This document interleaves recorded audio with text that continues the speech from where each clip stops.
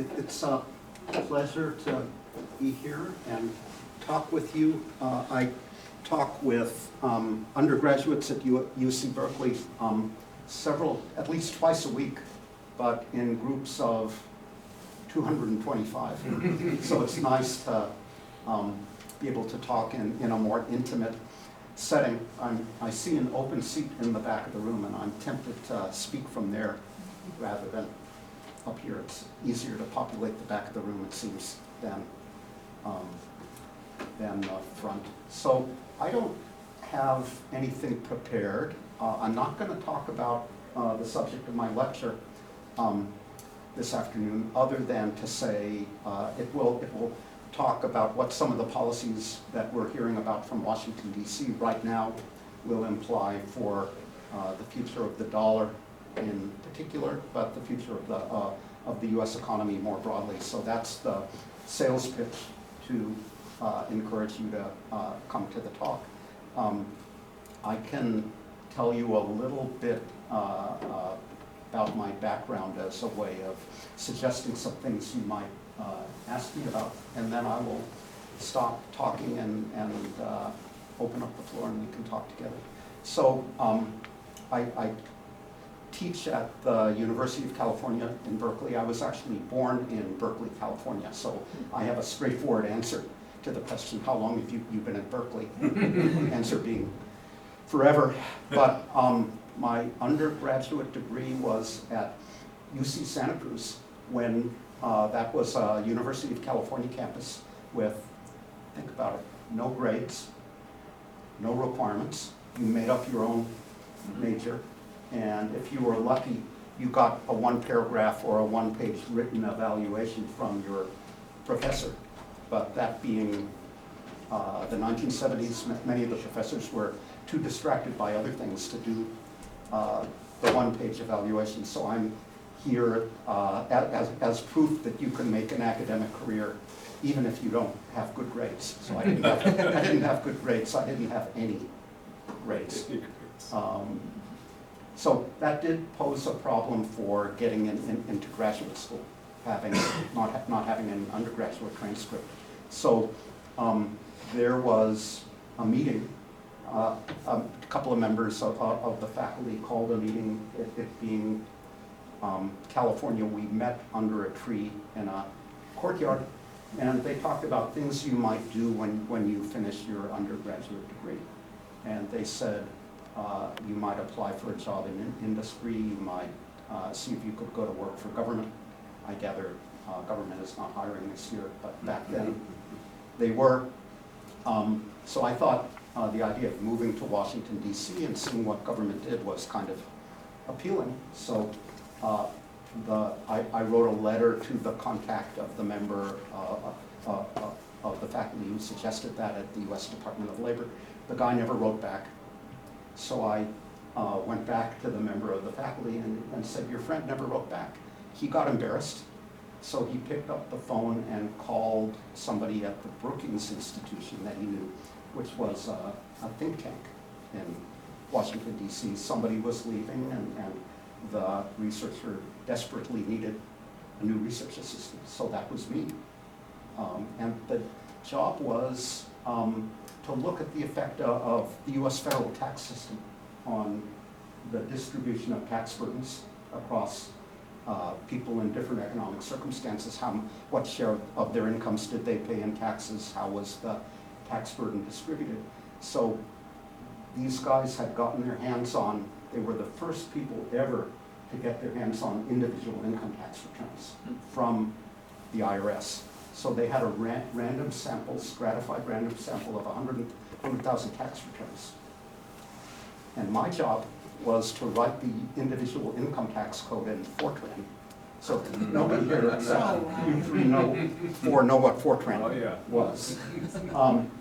So if you know what TurboTax is, basically it wrote a version of TurboTax in the mid-1970s, and then we would tweak the tax rules and see how the distribution changed. If I had been smart, I would have started a company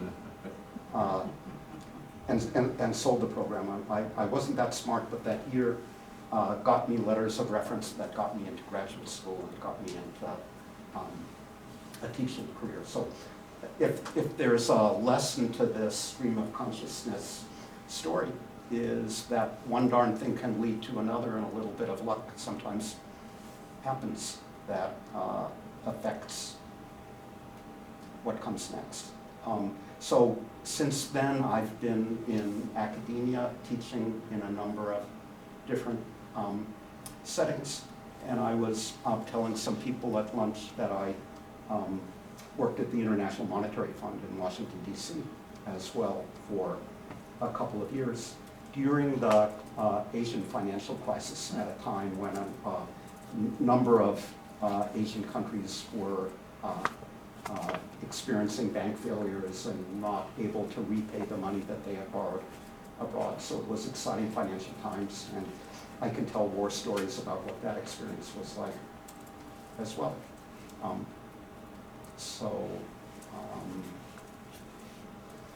We could take 5 minutes and have everybody state their names and one interesting fact about themselves. Would that work? Or we can go straight to Q&A, depending on what our chair thinks. I think it's a great idea. Okay.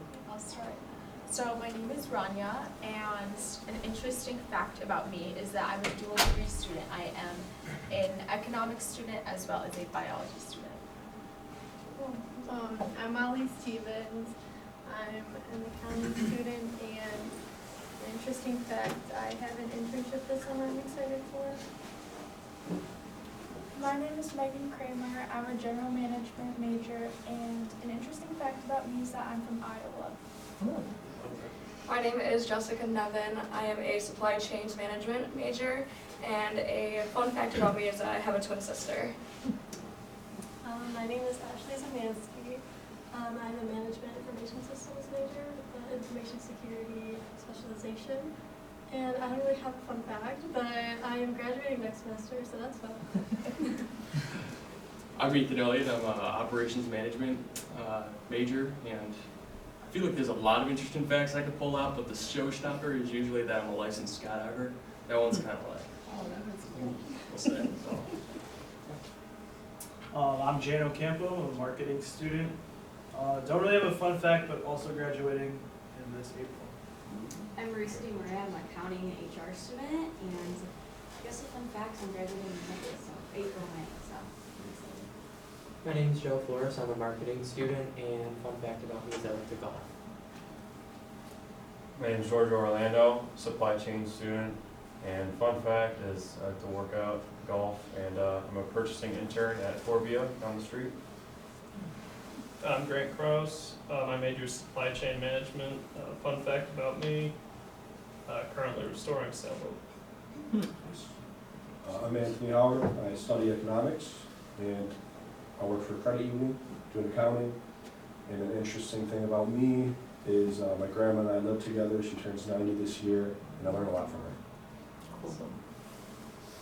I'm Rachel Markel. I'm majoring in HR, and a fun fact about me is I like to crochet. Hi, I'm Carly McGalley. My major is HR management, and a fun fact about me is I'm an HR intern at Little Caesars, and I played the flute for over 10 years. Me too.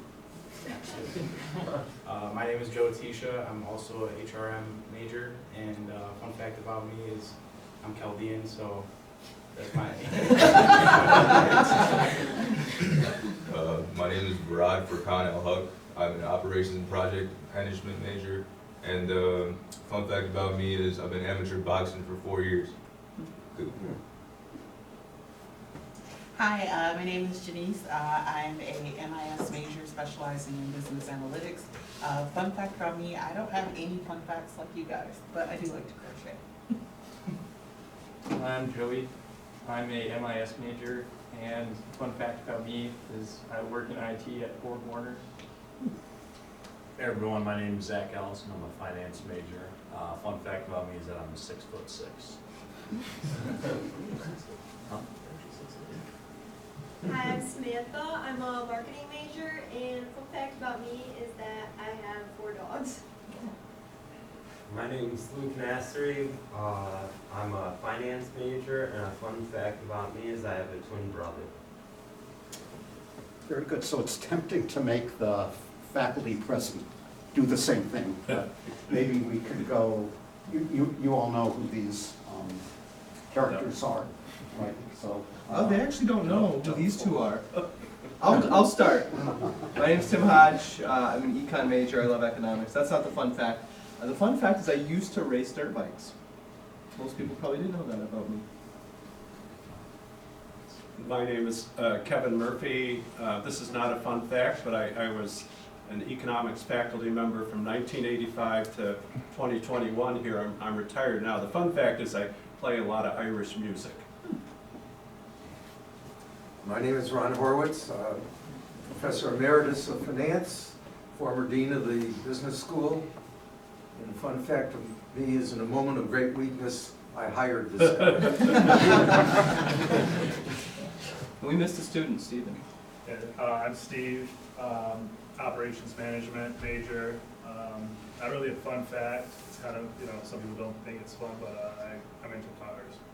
Working on them and all that. So you were sitting with the faculty and Yeah. I presume. No, it's all good. It's all good. I'm Addington Coppin, and I play the flute since I was 10 years old. I still have 2 flutes in my house. And There's a theme here. Yes, I love music, and I'm planning to be a podcaster when I retire.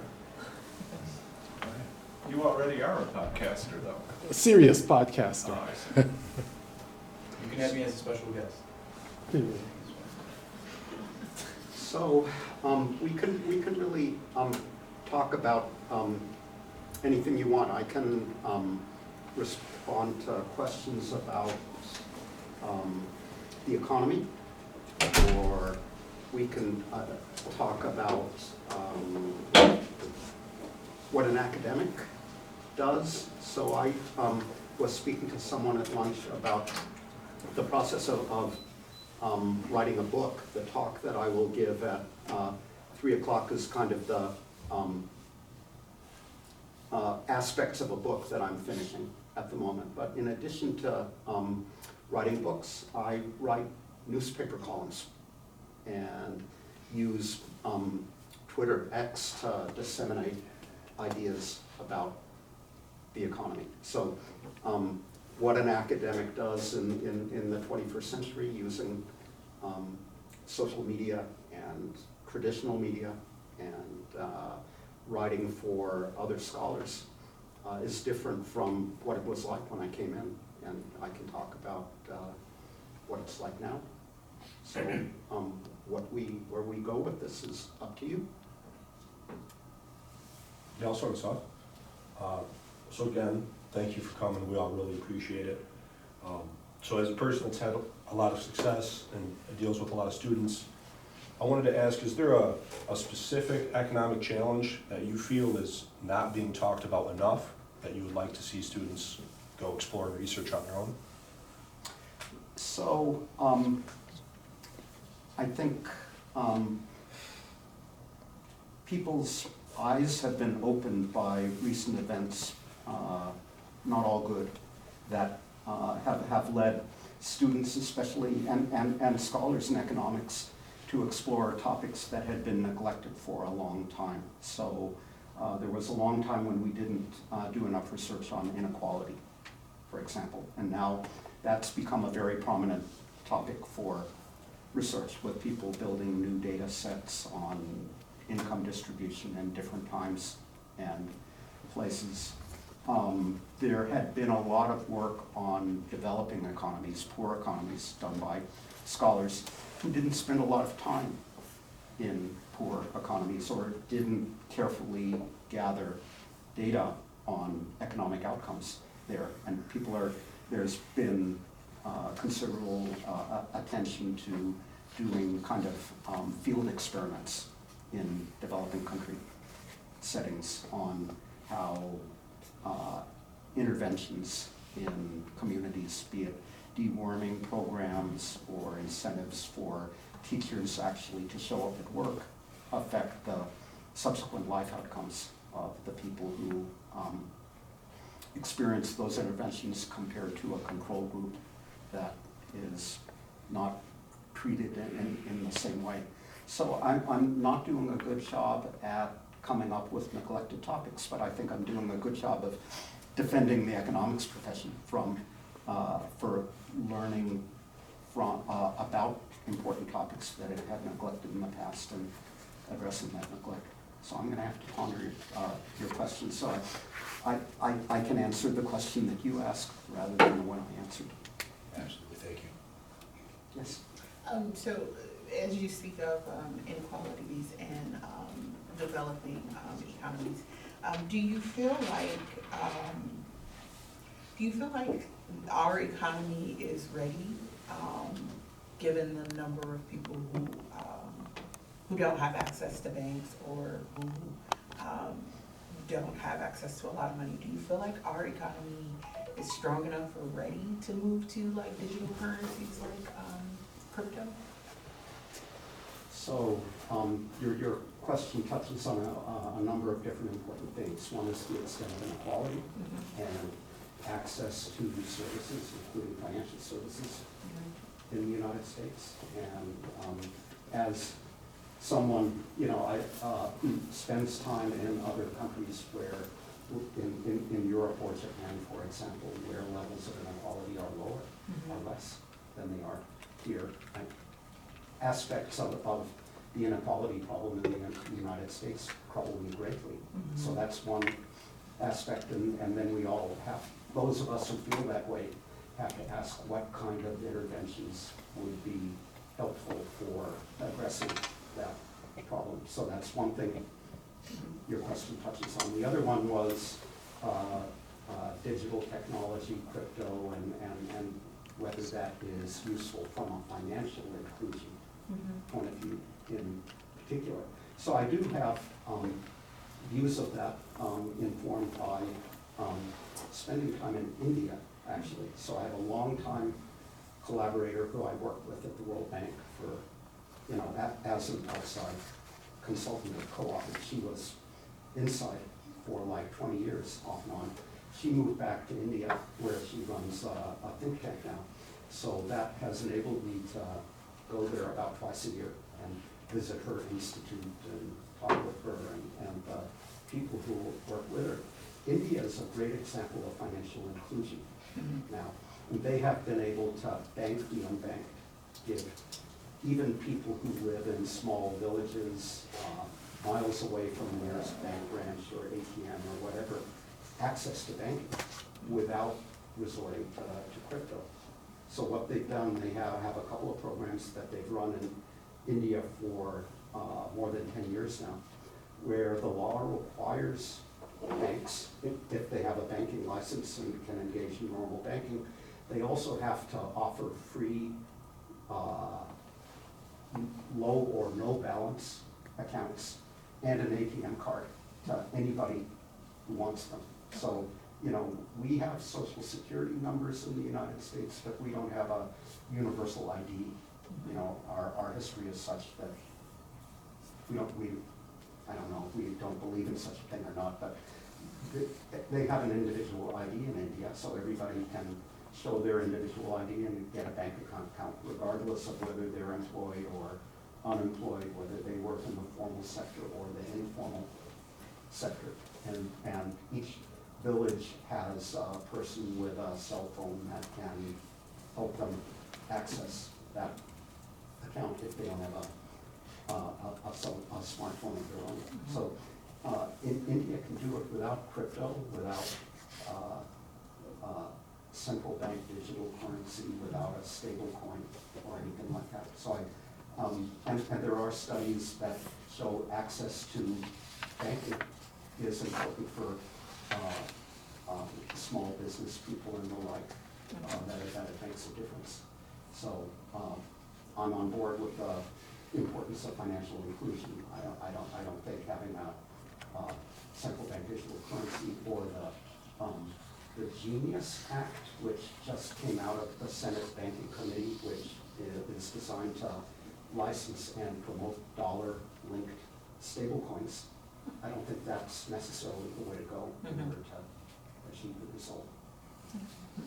So, when you speak of India, didn't they also, within like the last decade or so, demonetize some of their currency? They had an interesting experiment in 2017 where they thought that people were not paying their taxes and so forth by using cash in transactions, something that we sometimes do in the United States as well. So they called in all the large denomination cash. They told people that these 100 rupee, 500 rupee bills are going to be worthless day after tomorrow, so you need to turn them in today, and they will be exchanged for new money. So that temporarily demonetized the economy and caused a good deal of havoc. It was not an episode that played out well. Thank you. Kind of building on, you asked about digital, or we talked about digital currency. How long do you think physical money, like paper money and coins, are going to be around or in use before they start to really shift more towards credit cards, digital currency? Because it seems like there's a big push for that right now, more than we've seen in the past. So, two countries to look at to try to answer that question would be Sweden and China, where in both countries cash is hardly used. In China, people use WeChat Pay and Alipay. They use their phones and a digital app where that app is linked to a company that is in turn linked to your bank account or a bank account. In Sweden, they've basically gone cashless, where people use credit cards or Swish, which is the Swedish equivalent of PayPal or something like that, so observations like that suggest that many different kinds of economies are moving down that road to cashless payments. In the last couple of weeks, the Swedish government has advised people, we're awfully close to Russia, and Russia is doing unpredictable things. While we build up our defense spending here in Sweden, you should acquire some cash and put it under the mattress in case all the electronic payment systems go down. It's good to have cash. So I think that's probably the answer, that we will continue to move in the direction of relying more on digital payments and even less on cash than we do now. But cash will never disappear because it's kind of a fail-safe if something bad goes wrong. Thank you. So something that I was really curious about is, I know that a lot of countries are kind of moving away from the US dollar in terms of trade for oil. Some countries that are in OPEC, could that potentially, weaken the US dollar if we switch all of a sudden to using cryptocurrency? So the important cryptocurrencies in this context are stable coins. Nobody wants to use Bitcoin to transact because it's so volatile. It's not a good store of value unit of account. Tether and USD, US dollar coin, are linked one-to-one to the dollar. Those are the dominant stable coins. So moving from dollars in the US banking system to stable coins that are linked to the dollar, it wouldn't undermine the dollar's centrality to international transactions. There's a economic consultant in London, I'm blanking on her last name at the moment. She runs a consultancy called Indonomics. She's an expert on China, and she has a theory that China and Saudi Arabia, one of your big oil exporters, are cooperating in building something called an M-Bridge. Project M-Bridge is the name, and it actually exists as a bridge for exchanging their respective central bank digital currencies. China's in Chinese renminbi, Saudi Arabia's in real, and using those in direct payments between the two, avoiding having to go through the dollar, as you described. So that's a theory of what may be going on behind the scenes. I'm not sure it's really happening or not, but that's the story that she's selling. And if that were to happen, would that weaken the US dollar? Well, so the dollar is the leading global currency because it's the leading currency traded on foreign exchange markets. It's the leading currency that central banks hold as reserves. It's the leading currency in which merchandise and commodities are invoiced and payment for them is made. Oil is one of those important commodities, so it would be kind of taking one brick out of this wall. Whether that would make the whole wall fall down or not depends.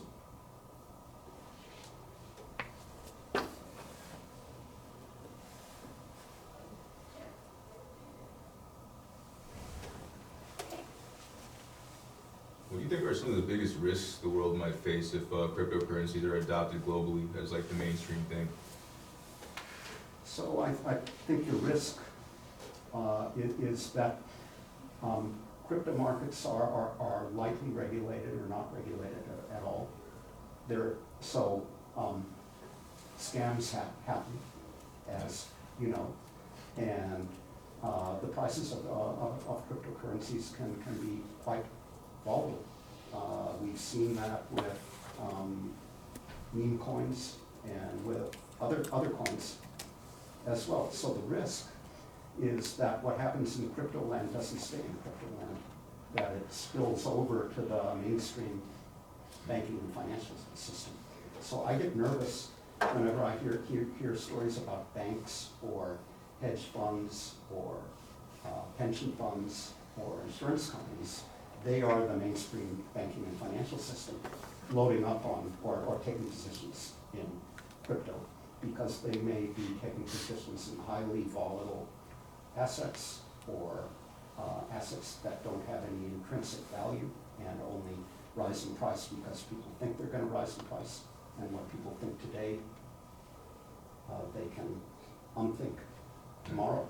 So I worry that the conventional banking and financial system is investing more in crypto, and that spillovers from the crypto sphere into the mainstream financial system and economy could become more powerful. So another example of that would be these stable coins that we were talking about before. They hold as their own reserves, as backing for their stable coins, mainly US Treasury bills and bonds. So if everybody loses confidence in Tether and tries to sell their Tether, Tether has to sell all its Treasury bonds. So the Treasury market collapses as a result of that. That's another example of how crypto markets and conventional financial markets are becoming more connected.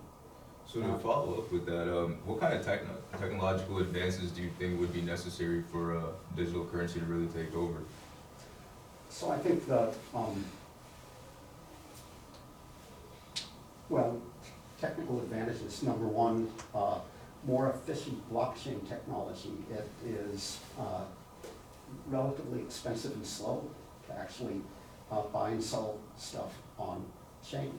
That's why we have these exchanges, what are they, Binance and others, where you don't actually have to go on chain, you just have to go to this company in order to buy and sell crypto. So people say that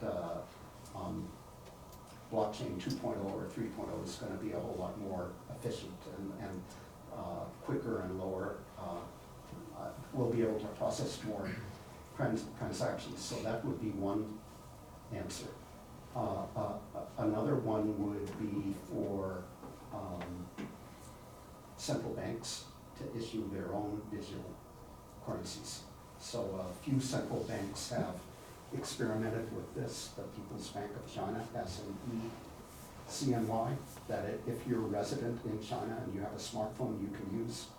People prefer to use Alipay and WeChat Pay because not only can you use those apps to buy a coffee, but you can also buy a train ticket or a parking space or whatever, and the central bank is not going to be selling train tickets and parking spaces. But some people think that crypto is going to become a more central part of the financial system if central banks are issuing their own cryptocurrencies, and some central banks are experimenting with that.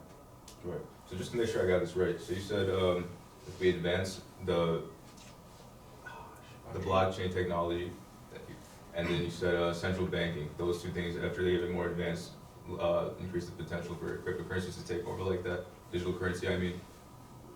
Yeah. Okay. Thank you for that, sir, I appreciate it. I have a question. I have the WeChat app on my phone because I was going to teach in China in 2020 and the pandemic happened. If you had a crystal ball, what role do you see China playing in the future of the global economy? So I think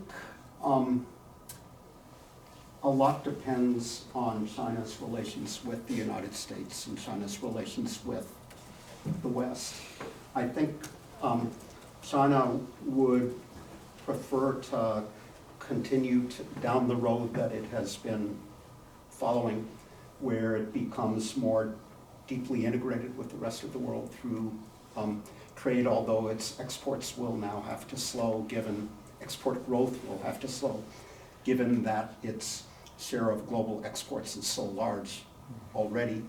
It will continue to invest more in the rest of the world through its Belt and Road program and other channels, and it will it aspires to have a lot louder voice in global economic governance, to have more votes and more say in the International Monetary Fund and the World Bank and the World Trade Organization. So that's one scenario.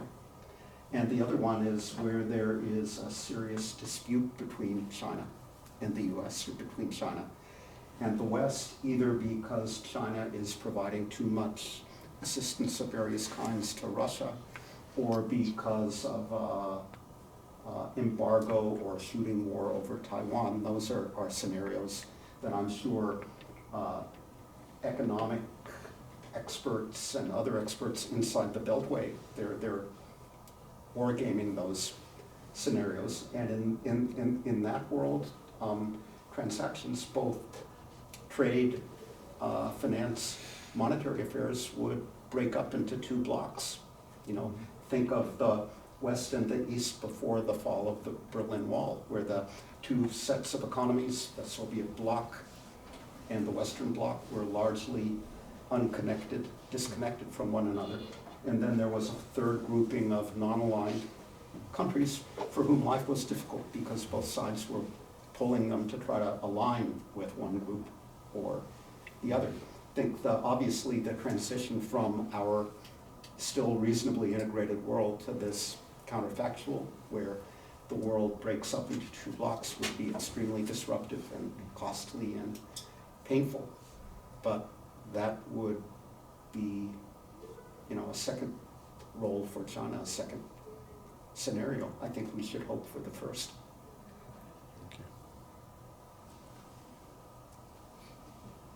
So circling back to our conversation on the United States Central Bank, I'm curious to know, do you think that monetary policy is as strong as it once was, or do you think we're entering a new era where fiscal policy is sort of taking that dominant control?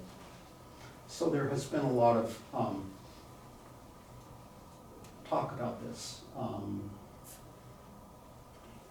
I actually just participated in a review of the International Monetary Fund's fiscal advice from 2003 until today. So they have an independent evaluation office where they invite in experts to evaluate how well or poorly they've been doing. And so that there was a period before the global financial crisis, early 2000s through 2009, 2010, where everybody thought fiscal policy was unimportant, and that automatic fiscal stabilizers should be allowed to work. But other than that, monetary policy could be relied on to kind of fine-tune economic activity. Then we have the global financial crisis, and central banks responded by lowering interest rates all the way to zero, at which point it was hard for them to do more. And there was a rediscovery of the importance of fiscal policy, that there were circumstances where fiscal policy became the only game in town, and it needed to be used aggressively. So now interest rates are back up. They're no longer down at zero, so central banks can raise and lower them as conditions require.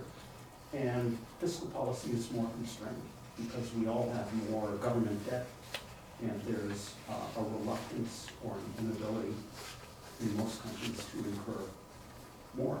So the stabilization responsibility for managing inflation and the business cycle is back in the hands of central banks. I think there has been a lot of progress over that long transition in terms of central bank management of economies. Central banks have adopted inflation targeting. That's the regime, a version of the regime we have in the United States. And it's worked relatively well. So we're all unhappy about the inflation that we experienced in 2022, 2023, 2024. Inflation is still a tad too high, but the conduct of monetary policy and the management of inflation has been much better than it was in earlier decades. So I think we're in good hands in the sense that our monetary policymakers, not only in the US, but in a growing number of other countries, know what they're doing. They have an inflation target that makes sense. They have a strategy for hitting the target, and they've been reasonably successful. But there is a threat on the horizon, which is that central banks have been able to do that because they have been independent and they've been able to resist political pressure to do something different. So there are some countries, one that springs to mind is Turkey, where the government has put pressure on the central bank, has fired a succession of central bank governors, has harebrained theory that the way to lower an inflation rate running in the double digits is to cut interest rates rather than raise them, where things have not been working out so well. So there is also a potential threat to the independence of the central bank in this country. If you read the directives coming from the administration's Solicitor General, they say all independent agencies of government, I think I'm quoting exactly, must pre-clear their decisions with the administration. They don't specify which independent agencies, they don't enumerate them, they just say all. Does such a directive apply to the Fed? Could it apply to the Fed? And what would it imply for the independence of the Fed? So to my mind, that's something to watch and to worry about. Can I ask another question? Do you have a favorite central banker throughout the history of central banking?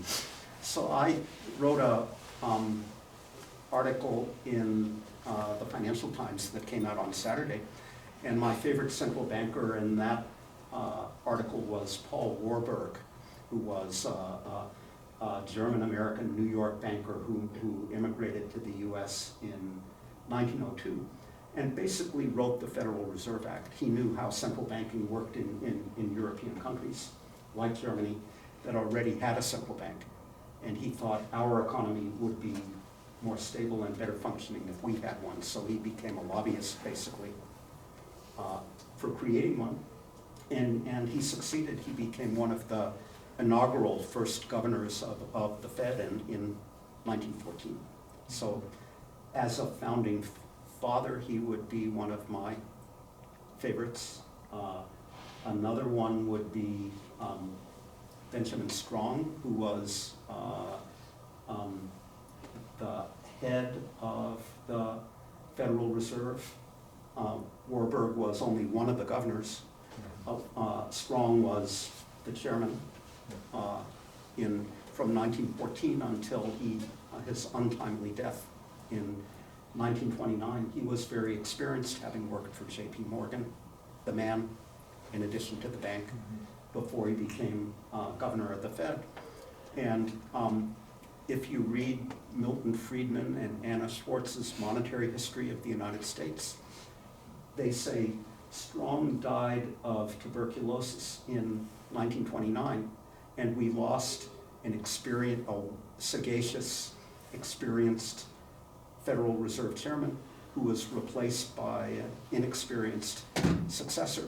And that's why the Fed committed the blunders that led to the Great Depression of the 1930s. And if you ask me about a modern central banker who I admire, since we're here and since it's this week, I would say Mark Carney. He was good as head of the Bank of Canada. He was good as head of the Bank of England. And now he's running to become Prime Minister.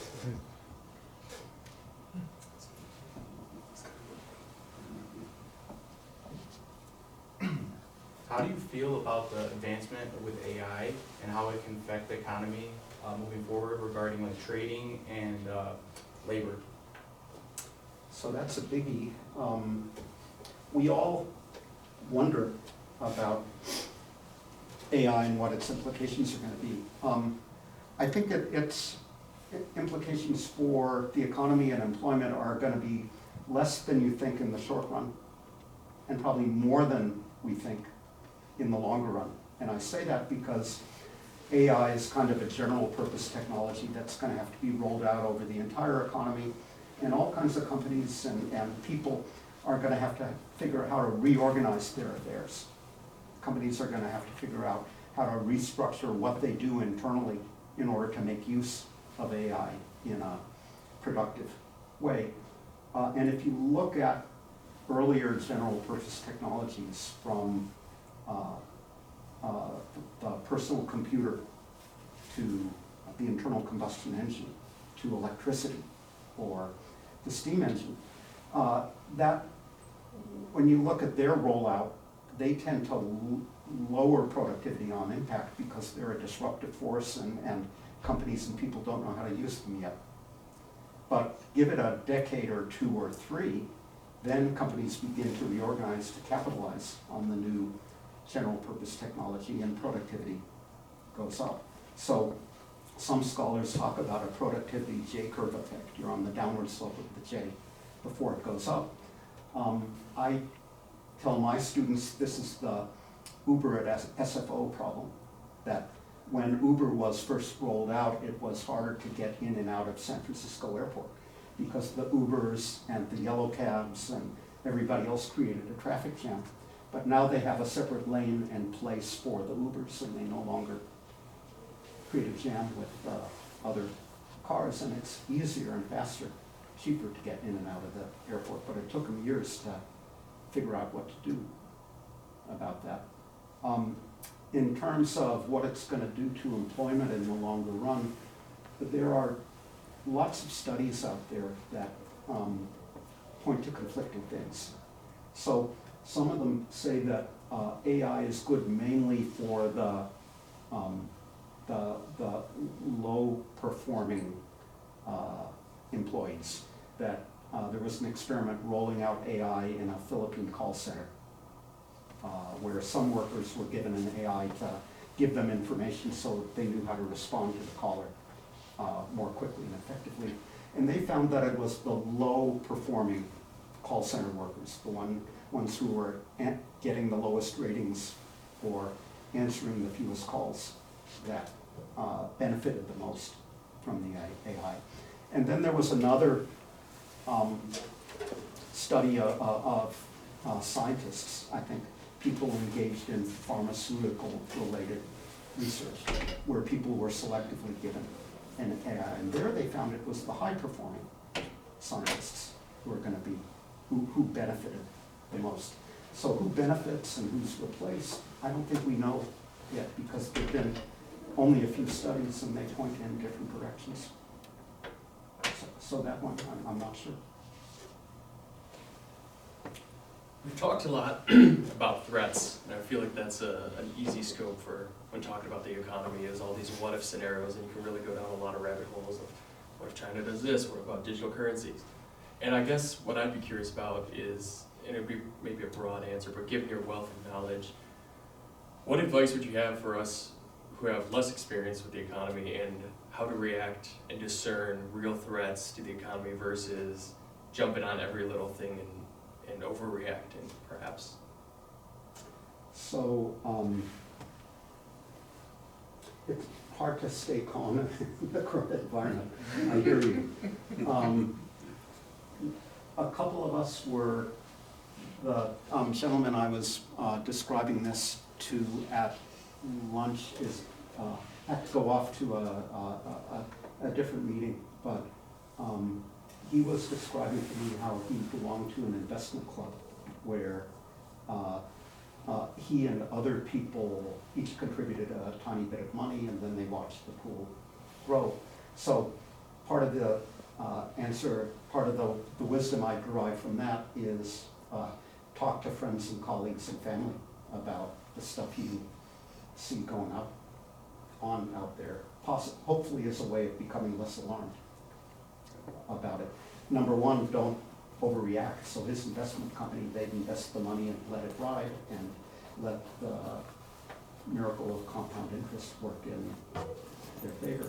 And my own version of that is I let my wife invest our modest investment portfolio because I read the financial news and she does. Yeah. Kind of touching on everything we said, what like trends do you see happening that we haven't talked about, like that you think will have the biggest impact on economics, like in the next like 5-6 years? Boy, so that's awfully broad. Where to start? So I think we're living in a world where political events, political noise, unpredictable political developments are affecting the economy more profoundly and more frequently than has been true in the past. I think that AI, which we talked about before, is going to be very important, but technological advances in particular, maybe we're on the cusp of one of those periods when technological progress and productivity advance will be faster than it has recently. But, you know, I guess I'm a believer that education is the best preparation for whatever that future would be. I'm in the education business. And probably that broad education so that you don't specialize too much in one thing at too young an age, because that one thing may go away, is important as well. Are you pitching the econ degree? Is that right? What can't you do with that?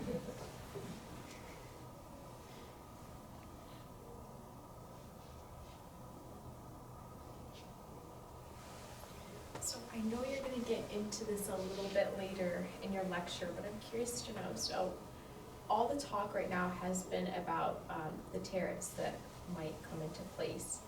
And the markets are, you know, not reacting very well, so to say. Do you think that this is something that is temporary, and we should, you know, almost take advantage of it as like a discount and buying some of these equities, or do you think that this is something that is likely to affect the United States a bit longer, something potentially even, you know, lead to a recession, something like that? So there's a financial question there, and a political question, and a economic question as well. So as I hinted before, don't take financial advice from me. I think the market reaction is an indication that there are many people out there, call them investors, who think the tariffs are likely to have a negative impact on certain industries, sectors, and quite possibly be economy as a whole.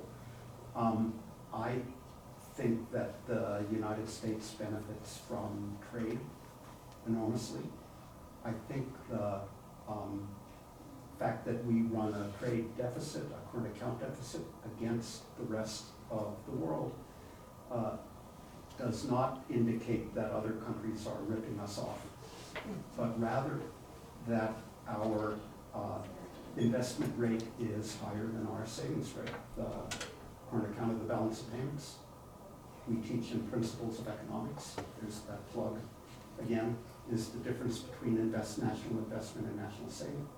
So the one way, so tariffs are not going to raise our savings rate. I don't see what the connection there would be. Could they collapse our investment if firms are uncertain about whether they can get the necessary imported stuff in order to build and operate a factory, or because they're uncertain about what the future policy environment might be and they're going to hold off on investing until they get greater clarity? You know, clarity and consistency over time is not this president's strong suit. Whatever else you may or may not like about it, is policies and views do seem to fluctuate. So those are arguments for why the investment rate might go down significantly. So that's the way that tariffs could deal with the trade deficit, but that would not benefit the U.S. economy, quite to the contrary. Then so I've kind of touched on the financial aspect of your question. I've kind of touched on the economic aspect. There's also a political aspect that many people inquire about. Does the president and do his advisors sincerely believe that tariffs are a way to make the U.S. economy stronger, a way to eliminate our trade deficit, a way to grow the manufacturing sector, or to the contrary, does he merely see them as a negotiating tool? And if he's able to extract a concession from Mexico to turn over the cartel leaders, will he not impose the tariffs that he threatened? So, you know, none of us know what is going on in President Trump's mind or Peter Navarro's mind. We can only guess. But I think as more days pass and we get more evidence of, automobile tariff yesterday and 25% tariff on European countries on April 3rd, et cetera, it seems to be becoming more apparent or more likely that the administration sees tariffs as beneficial rather in and of themselves, rather than as merely as a negotiating tool.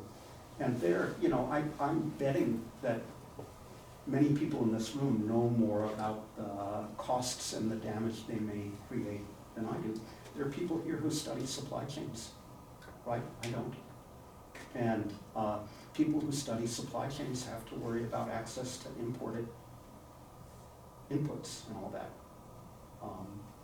And how uncertainty about whether they're going to become 25% more expensive tomorrow or not can be hard to plan for and hard to deal with.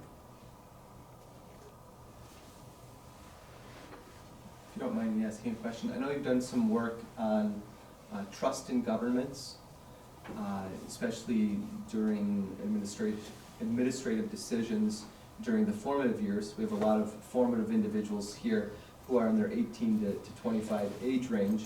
I know what the Great Recession meant to me when I was in that age range. What would you predict is going to be kind of the level of trust or the long-term ramifications for this generation with the ongoing uncertainty of the current administration? So I spent COVID working by Zoom with a couple of co-authors in papers about how COVID and epidemic exposure in the past affected trust in government and trust in science and scientists, especially of people in their so-called impressionable years, ages 18 through 25. Social psychologists call them the impressionable years because that's when you form your political affiliation and your durable views of the world. That's not you, people in this room, but people more generally. And we found there that we looked at data from 140 different countries over 40 years, and we found that if you were exposed to an epidemic in your impressionable years, you were less trusting in government, in politicians, in scientists than otherwise similar people not so exposed in their impressionable years. So that you all lived through COVID more or less in your impressionable years probably will make you these results in this literature suggests may make you less trusting of government than your significantly older or younger sibling who was not at that stage of life when COVID hit. Your question was a little bit not only about COVID, but about more broadly about chaotic political environment. So my intuition tells me that there is an analogy there, but I'm not familiar with studies that I'm sure there are of how living through political coups and revolutions, which are kind of an analogous, if more extreme, version of what you're alluding to, affects people's outlooks later in life. And if there aren't studies that look at that, someone in this room should conduct such a study. All right, I think that's probably about all of the time we have. We've taken up a lot of Dr. Eichengreen's time. Thank you all for joining us today. And could we perhaps collectively give Dr. Eichengreen just a thank you for taking his time? And thank you also especially to the people who asked questions.